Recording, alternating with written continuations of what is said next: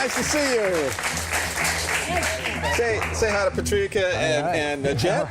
Boy, I'll tell you something. How long did it take you to learn that low? How long? I can't do it. I auditioned for the show when I was in New York, not working, and the first thing I did when I got the call, it said learn 2 Hank songs, a ballad and an up-tempo, and I chose that one. That was the first one that really spoke to me when I really got into them.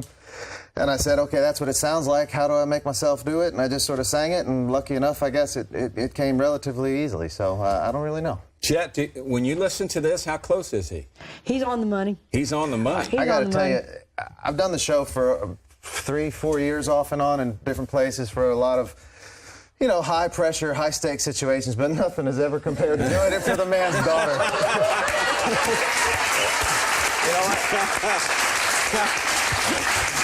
And I don't think I ever want to do it again either. Well, actually, you do, in this production, this is a great show. I saw the show. It's terrific, and there's a lot of, most of the Hank Williams hits are in that show, right? There's about 18 or 20 of them in various forms. Obviously, it's a theater piece as well as a vehicle for his music. So some of them have to sort of come and go in the context of the play, which means they have to be shortened to some degree, or in the case of Hey Good Lookin' in the show, it comes in Act 2, and Hank's having his trouble in the last year of his life, so it represents a tougher time in his life. So they're not full out versions of the songs, but it's a real honor and a privilege to be able to play this guy, and it's been the ride of a lifetime for me. Wow. Now, Jet, you've seen the show, correct? Yes, I have. You've seen it with somebody else. The original premiere, and when it debuted in Nashville at the Ryman Auditorium, and then I also went down when it went on the road to Montgomery, Alabama. So it was kind of neat to be there, at the headwaters down there in Alabama and see the play. Yeah.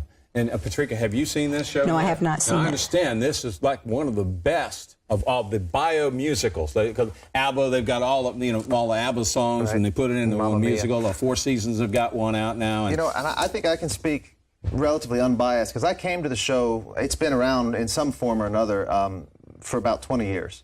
In its current format, it's been about 5 to 6 years, and I joined it about halfway through that when it started at a little regional theater in Cleveland and then went downtown in Manhattan, where it was a huge hit. People like Keith Richards were turned away because it was such a hot hit, they couldn't get in to see it. And then they moved it uptown to a commercial run, and that's when I joined it. Contract stipulated that the guy who was playing Hank, Jason Petty, who did a fantastic job, needed an understudy and an alternate to go on once a week, and that was me. And then when the show hit the road, I ended up taking over it full time. So I've seen the show a lot. My rehearsal process to start with was basically just watching Jason and the guys, most of the guys who are still on the show now, do it 30 or 40 times and then just sort of get up on stage and do it. So from an acting perspective, it was a completely backwards way to approach a role, sort of going from the outside in instead of from the inside out. But the point is, I've seen the show enough and I've been in a few other musician bio shows and seen numerous other ones, and I agree this show is far and away, as a piece of theater, as a thing that stands on its own, and is something that actually puts forward the subject's music as, in my opinion, one of the best ones out there. Now, you're a Southern boy who plays the guitar. You ever think about getting into country music? You know what? I had to decide in college whether or not I was going to sort of pursue the acting or the music, and I looked at the way the both... Because you played for a band, right? You were Southern Exposure. Yeah, I played in some college bands around the East Coast. I went to the University of Virginia and played a lot around there.